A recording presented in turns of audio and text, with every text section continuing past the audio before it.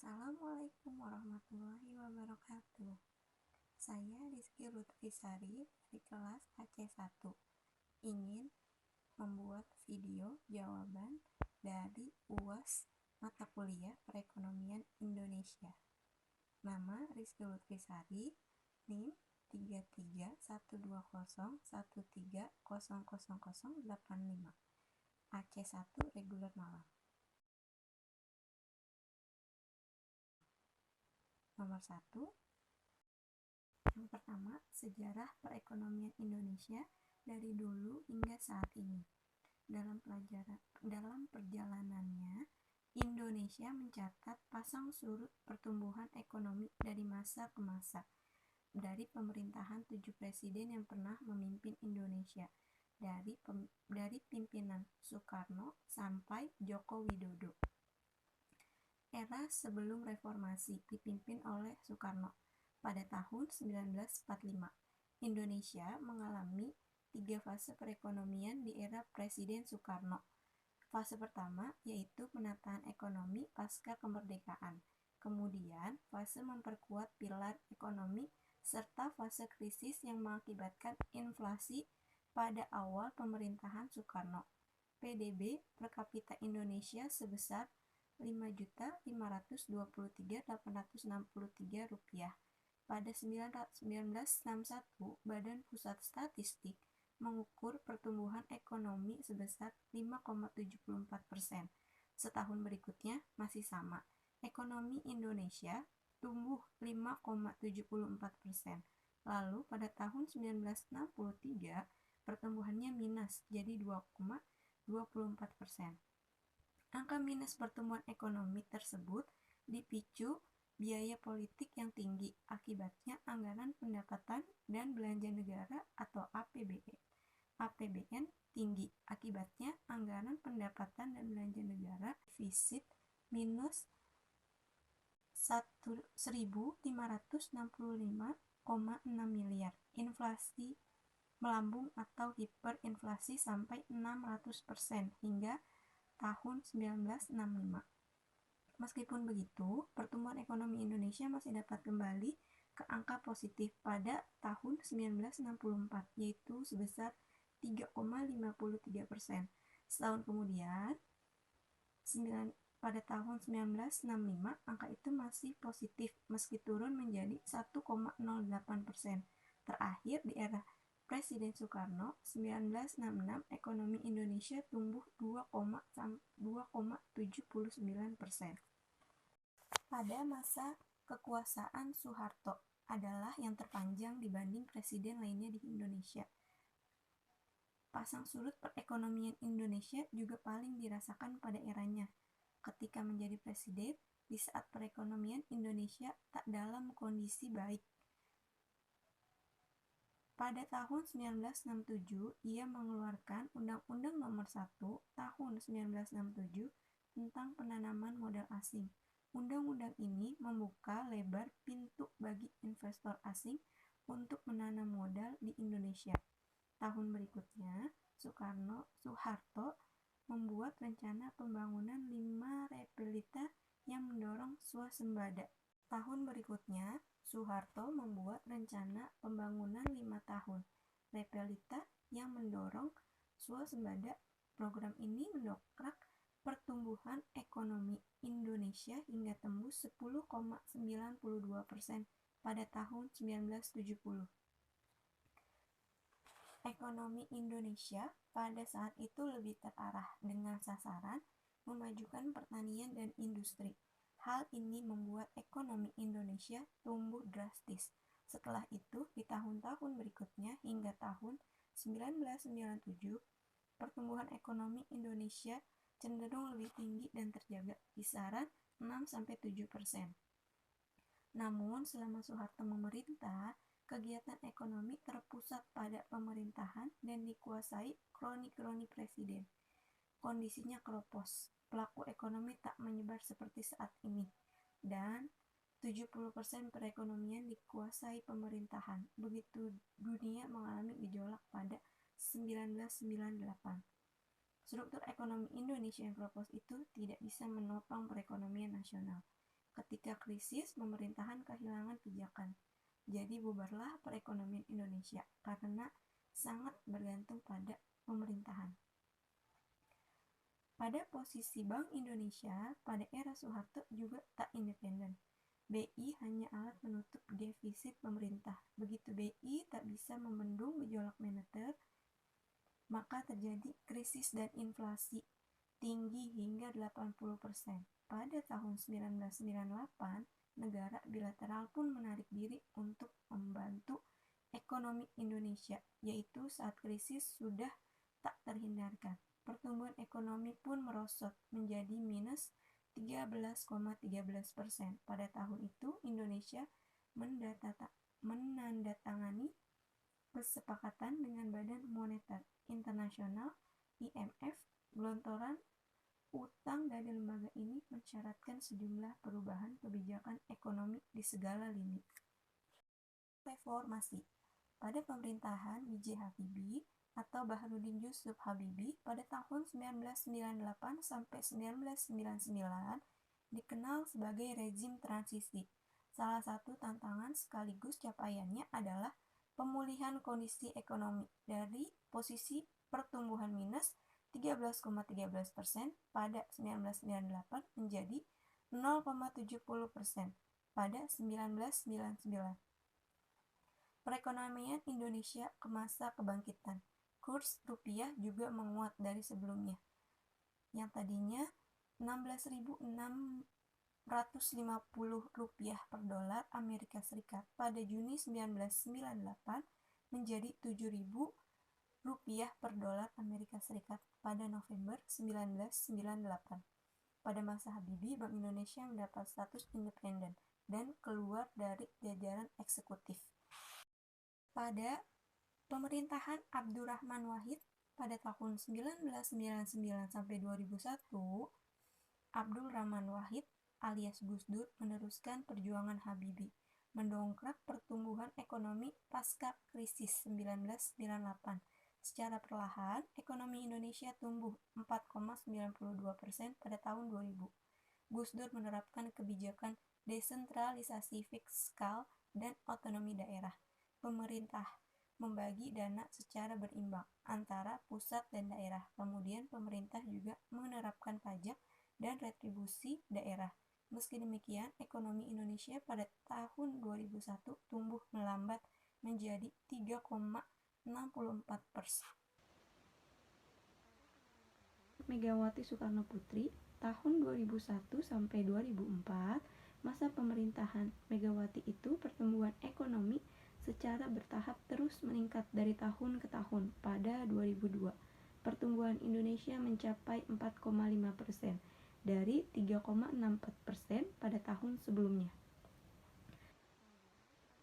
2003, ekonomi tumbuh menjadi 4,78%. Di akhir pemerintahan Megawati pada 2004, ekonomi Indonesia tumbuh 5,03%.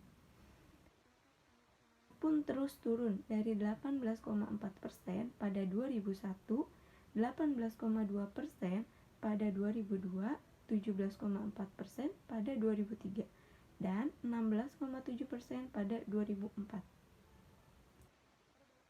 Bukan pemerintah saat itu yaitu menjaga sektor perbankan lebih ketat hingga menerbitkan surat utang atau obligasi secara langsung.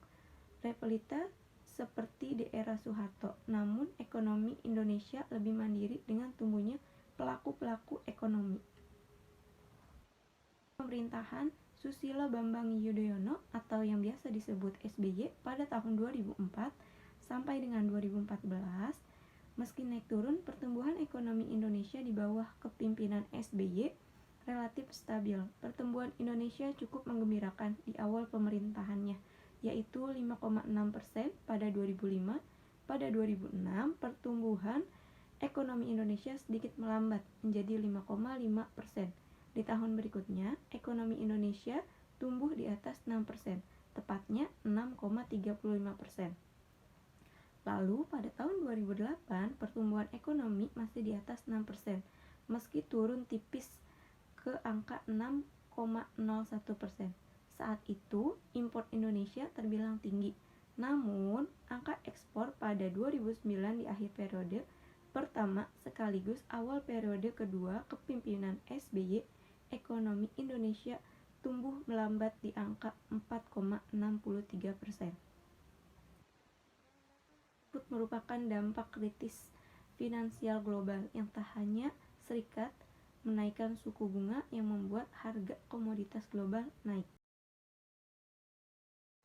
Meski begitu, Indonesia masih bisa mempertahankan pertumbuhan ekonomi walaupun melambat. Pada tahun itu, perekonomian Indonesia masuk 3 terbaik di dunia. Lalu pada tahun 2010, ekonomi Indonesia kembali tumbuh dengan mencapai 6,22%. Indonesia juga mulai merancang rencana percepatan pembangunan ekonomi jangka panjang. Pada tahun 2011, ekonomi Indonesia tumbuh 6,49%, berlanjut dengan pertumbuhan di atas 6% pada 2012, yaitu di level 6,23%. Namun, perlambatan kembali terjadi setelah itu dengan capaian 5,56% pada 2013 dan 5,01% pada tahun 2014. Pada pemerintahan Joko Widodo tahun 2014 hingga saat ini.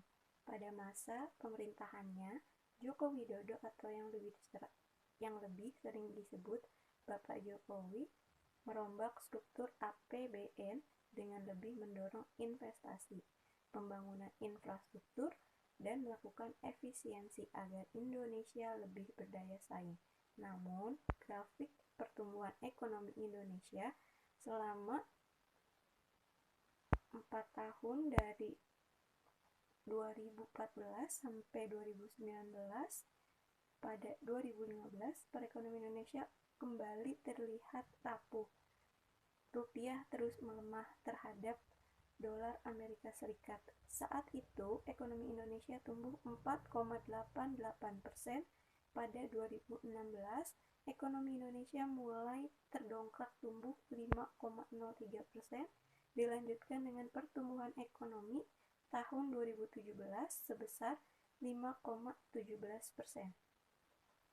Berdasarkan konsumsi makro dalam APBN 2018, pemerintah memprediksi pertumbuhan ekonomi 2018 secara keseluruhan mencapai 5,4%. Namun, pertumbuhan ekonomi di kuartal 1 2018 ternyata tak cukup menggembirakan, hanya 5,6%.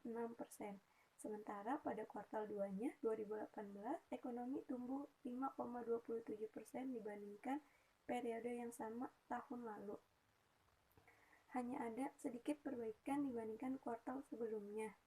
Ekonomi menyentuh 5,02% pada tahun 2016 atau lebih rendah dari target yaitu 5,2%. Kemudian pada tahun 2019 ekonomi Indonesia tumbuh hanya 5,02% dari target 5,3%. Hingga pada tahun 2020 ekonomi Indonesia susut minus 2,07% atau jauh di bawah target 5,3%. Ini terjadi karena wabah pandemi di seluruh dunia, diikuti 3,7% pada 2021. Lalu yang lebih rendah lagi dari target 5%. Ekonomi Indonesia di triwulan kedua 2022 ini sangat dibantu dengan Ramadan dan Lebaran, di mana pertumbuhan konsumsi masyarakat cukup tinggi pada triwulan 2 2022. Pertumbuhan ekonomi Indonesia relatif lebih tinggi. Presiden Jokowi menyebutkan situasi global pada 2023 masih diliputi ketidakpastian sehingga sulit untuk diprediksi akan seperti apa pengaruhnya ke perekonomian Indonesia ke depannya. Namun, dia juga memperingati ekspor Indonesia pada tahun 2023 ini berpotensi mengalami penurunan akibat negara pangsa ekspor seperti Cina, Uni Eropa, dan Amerika Serikat mengalami perlambatan ekonomi. Sehingga di tahun 2023 kita harus optimis tapi tetap hati-hati dan waspada. Dan menurut Pak Jokowi, Investasi di tahun 2023 tidak akan semudah tahun-tahun sebelumnya, karena saat ini semua negara sedang berebut investasi untuk memulihkan perekonomiannya.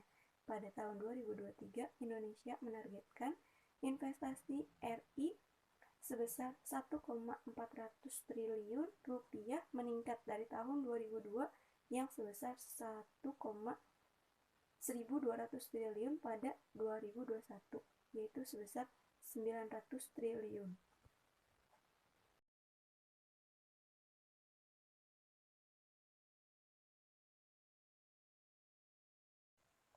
Sistem perekonomian di Indonesia.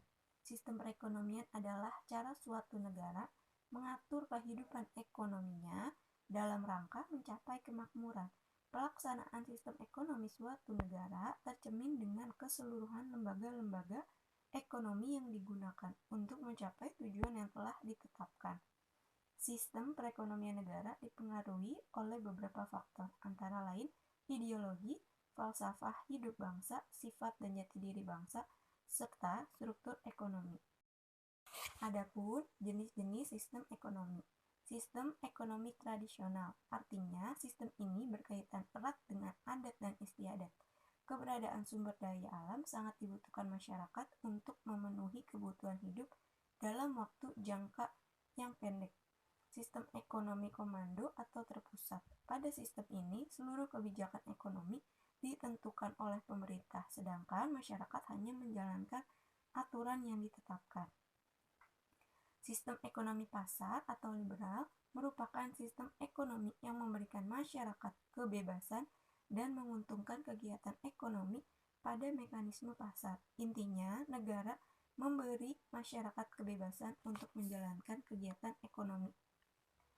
Kemudian ada sistem ekonomi campuran. Sesuai dengan namanya, maka sistem ini merupakan campuran, berarti mengkombinasi antara interaksi pemerintah dan swasta. Hal ini bertujuan untuk mencegah penguasaan sumber daya ekonomi secara penuh atas sumber daya vital oleh kelompok tertentu. Ekonomi yang dianut oleh Indonesia adalah sistem ekonomi Pancasila atau yang biasa disingkat SEP. Pada laman Badan Pembinaan Ideologi Pancasila (BPIP) dijelaskan bahwa SEP merupakan sistem ekonomi yang sesuai dengan nilai kebangsaan seperti gotong royong dan saling menguatkan. Sistem ekonomi Pancasila telah tercantum dalam Undang-Undang Dasar 1945 Pasal 33. Dalam pasal dijelaskan terkait susunan perekonomian dan wewenang negara mengatur kegiatan ekonomi. Konstitusi Ekonomi Indonesia adalah sistem ekonomi Pancasila dengan arah kebijakan ekonomi yang mengutamakan kemakmuran masyarakat daripada kemakmuran individu. Hal ini menunjukkan bahwa pembangunan ekonomi bukan hanya tertuju pada individu atau golongan tertentu, tetapi secara merata.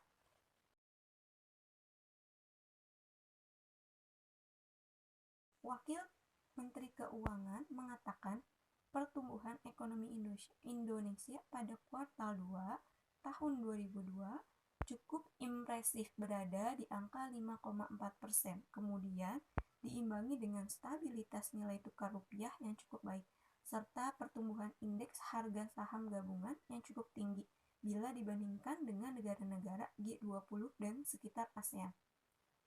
Lebih lanjut, Wamenku Kebijakan Fiskal Indonesia dalam Anggaran Pendapatan Belanja Negara atau APBN akan terus dioptimalkan sebagai shock absorber. Namun, secara bersamaan, APBN juga harus diperkuat dari sisi ketahanan fiskalnya untuk menghadapi peningkatan resiko ketidakpastian perekonomian global. Di sisi lain, selama kondisi pandemi menuju endemi ke depan, yaitu berupa transformasi digital yang sangat cepat, hal ini merupakan modal awal yang baik bagi Indonesia dalam menghadapi revolusi industri 4.0, terutama pada sektor-sektor yang akan didukung oleh digitalisasi. Dengan begitu, pemerintah memastikan ekonomi digital termasuk ke dalam industri pionir yang sejak tahun 2018 termasuk ke dalam kelompok industri yang bisa mendapatkan fasilitas tax holiday. serta mendapatkan biaya masuk atau imperdati sampai dengan 0% untuk berbagai transaksi elektronik dan barang digital. International Monetary Fund atau IMF mencatat produk domestik bruto atau PDB global mencapai 101,56 triliun US dollar 2 November 2002. Secara global, Indonesia masuk dalam 20 negara dengan ekonomi terbesar. Lembaga Dana Moneter Internasional ini mengungkapkan hanya 18 negara dengan produk domestik bruto di atas 1 triliun US dollar. Amerika Serikat masih menjadi negara dengan ekonomi terkuat di dunia dengan jumlah PDB mencapai 25,04 triliun US dollar. Cina terus mengejar di posisi kedua dengan PDB 18,3 triliun US dollar. Dan berikutnya Jepang di urutan ketiga dengan PDB jauh di bawah Amerika Serikat dan Cina, yaitu sebesar 4,3 US dollar dengan sebesar 4,3 triliun US dollar. Sementara Indonesia berada di posisi ke-17 dalam daftar negara dengan PDB terbesar di dunia. Indonesia mencatat memiliki PDB terbesar 1,29 triliun US dollar, posisinya diapit oleh Spanyol dan Arab Saudi. IMF memandang sampai tahun depan ekonomi global masih dibebani laju inflasi tinggi, dampak perang Rusia-Ukraina, serta dampak pandemi COVID-19 yang berkepanjangan di beberapa wilayah.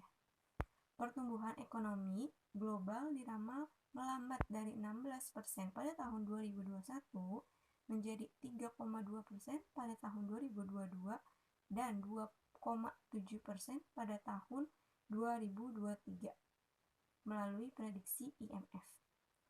Kendati demikian, kemerosotan ekonomi global secara umum lebih dipengaruhi oleh turunnya ekonomi negara maju seperti Amerika Serikat dan negara-negara Eropa. Jika dirinci lagi, IMF memproyeksikan Indonesia tumbuh menguat cukup signifikan pada tahun ini, kemudian turun sedikit pada tahun 2023. Jika dirinci lagi, IMF memproyeksikan ekonomi Indonesia tumbuh menguat cukup signifikan pada tahun 2022, kemudian turun sedikit pada tahun 2023. Kabar baiknya, meskipun turun, ekonomi Indonesia diramal mampu tumbuh di kisaran 5% sampai tahun depan.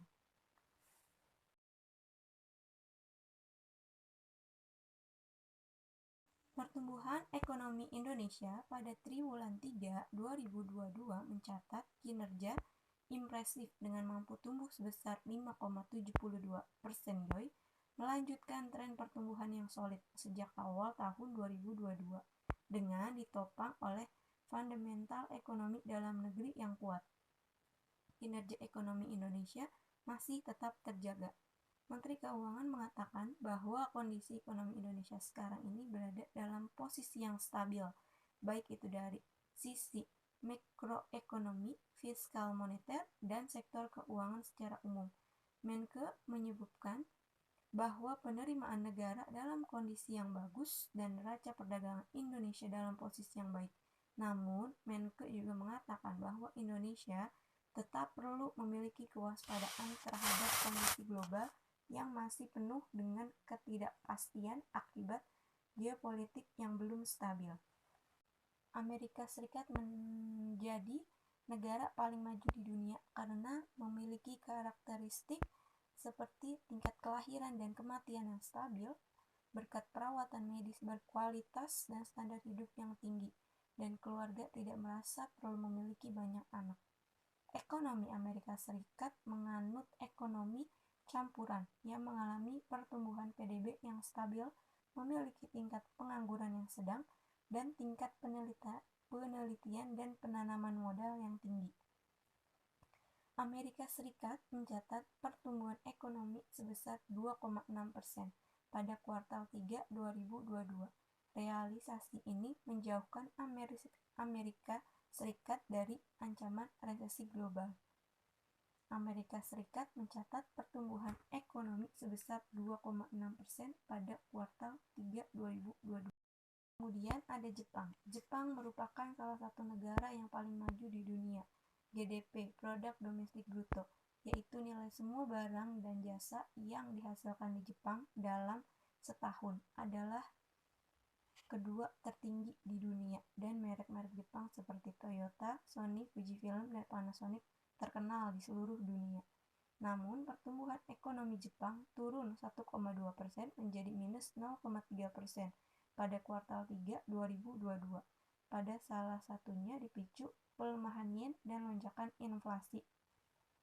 Ilustrasi ekonomi Jepang, AFP Foto atau Martin Bereau, pertumbuhan ekonomi Jepang turun 1,2% menjadi minus 0,3% pada kuartal 3 2022 year on year atau YOY. Kemudian ada Jerman. Jerman adalah negara dengan ekonomi terbesar di Eropa, PDB terbesar keempat dunia, dan pendapatan nasional bruto terbesar kelima dunia tahun 2008. Sejak era industrialisasi dan kapitalisme industri, negara ini berhasil menjadi motor inovator dan pengglobalan ekonomi. Jerman menjadi salah satu negara maju di Eropa dengan tingkat perekonomian tinggi. Perekonomian di negara ini ditopang oleh sektor jasanya sebesar 70%, sektor industrinya sebesar 29,1%, dan sektor agraris sebesar 0,1%. Pertumbuhan ekonomi Jerman mencapai 1,2% YOY pada kuartal 3 2022. Capaian itu merupakan angin segar bagi negara yang dikejar resesi pada lonjakan inflasi dan tipisnya pasokan energi.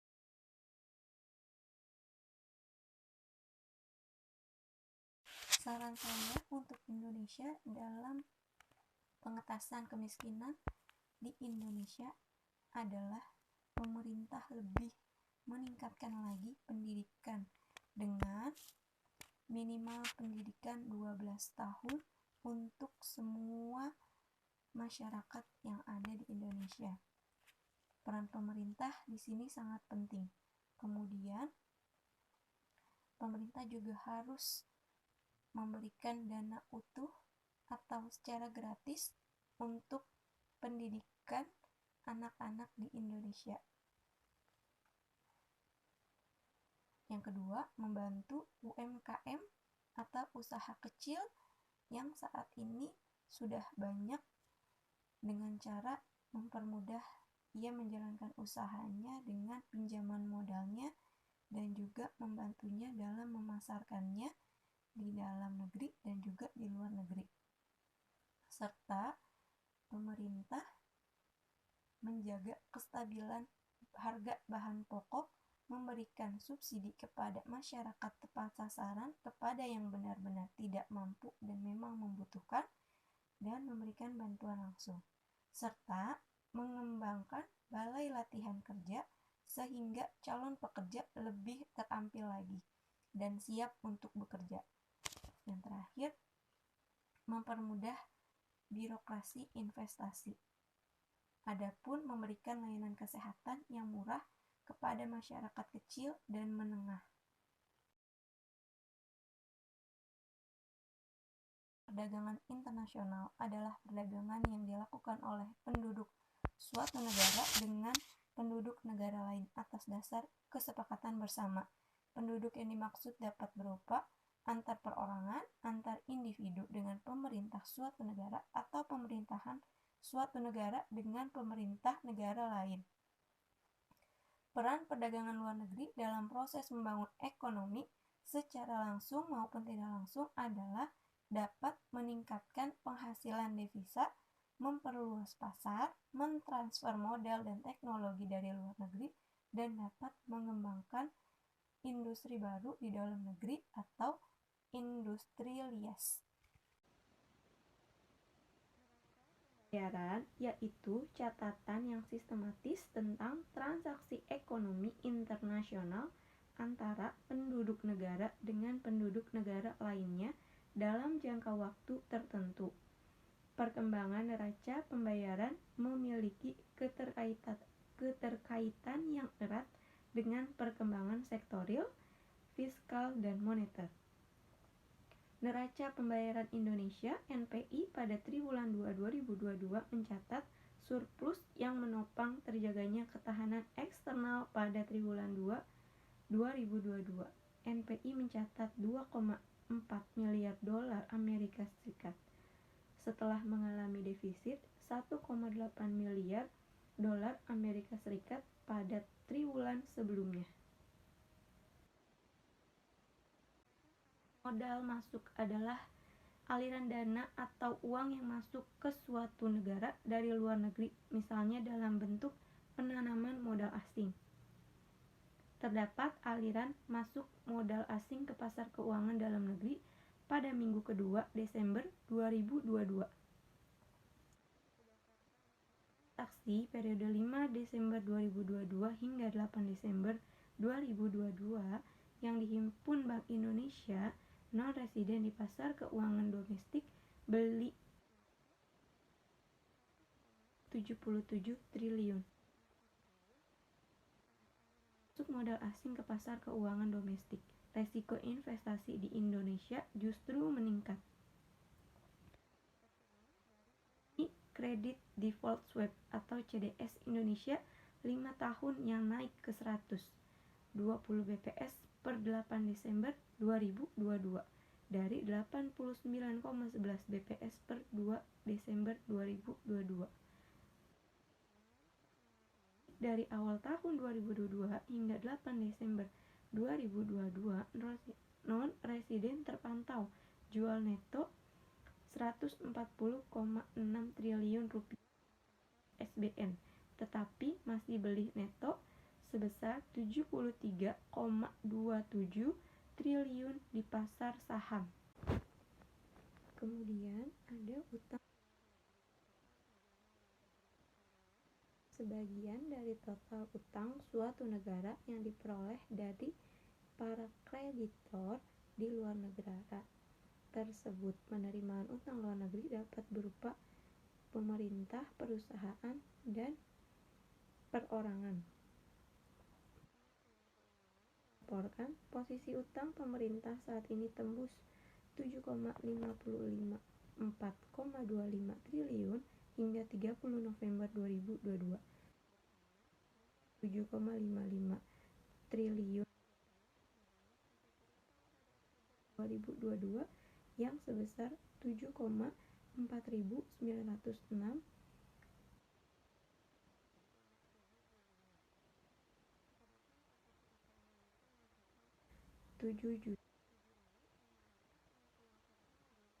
triliun rupiah mencatat Indonesia hingga November 2022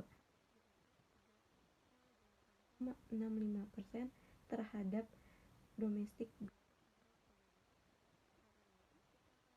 diri dari dua jenis 66% berupa surat berharga negara SBN dan 11,34% berupa pinjaman. Secara nilai SBN hingga 30 November 2022 sebesar 6.697,83 triliun 97,81 triliun. Dari pinjaman sebesar 856,42 triliun dengan dan pinjaman luar negeri 830 triliun.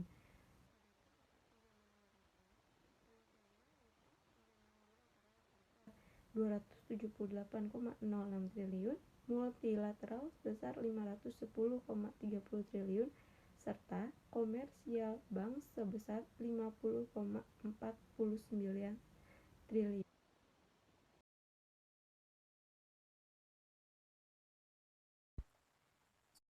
Sumber daya alam Indonesia mencakup kekayaan alam mulai dari darat, laut, bumi, dan aneka bahan tambang. Namun sayangnya sampai saat ini seluruh sumber daya alam tersebut belum sepenuhnya tersentuh oleh teknologi, sehingga belum bisa dikelola secara maksimal oleh masyarakat Indonesia. Negara-negara berkembang seperti Indonesia ini dalam pemanfaatan sumber daya alam belum dapat mengelola secara maksimal, disebabkan pemanfaatan sumber daya alamnya tidak efisien karena kurangnya penguasaan ilmu pengetahuan dan teknologi. Teknologi yang digunakan masih sederhana dan tersedianya sedikit modal. Selain itu, Indonesia masih mengalami berbagai macam hambatan dalam proses pengelolaan dan pemanfaatan sumber daya alamnya, terutama dalam kesiapan sumber daya manusia Indonesia yang masih kurang. Adapun hambatan umum yang dihadapi Indonesia dalam pengelolaan dan pemanfaatan sumber daya alamnya, yaitu kurangnya tenaga ahli dalam bidang sumber daya alam, mahalnya sarana dan prasarana untuk mengelola sumber daya alam, kerjasama dengan perusahaan asing yang merugikan transportasi ke daerah sumber daya alam terbatas, mengingat Indonesia merupakan negara kepulauan. Untuk itu, dari sekarang sampai saat ini, sumber daya alam Indonesia masih banyak dikelola oleh negara luar karena mereka memiliki teknologi yang lebih maju dan sumber daya manusia yang kompeten dalam mengelola sumber daya alam yang ada, sehingga banyak sumber daya alam kita yang dikelola oleh negara asing, seperti contoh sumber daya alam penambangan batu bara, nikel, biji kopi, dan masih banyak lagi. Padahal, salah satu aspek penting dalam mendorong kesejahteraan umum adalah dengan memberikan pengelolaan sumber daya alam untuk masyarakatnya sendiri. Untuk itu, pengelolaan sumber daya alam yang lebih banyak dikelola negara luar secara berlebihan akan merusak alam karena menyebabkan terganggunya keseimbangan ekosistem dan juga terganggunya tempat tinggal masyarakat Indonesia.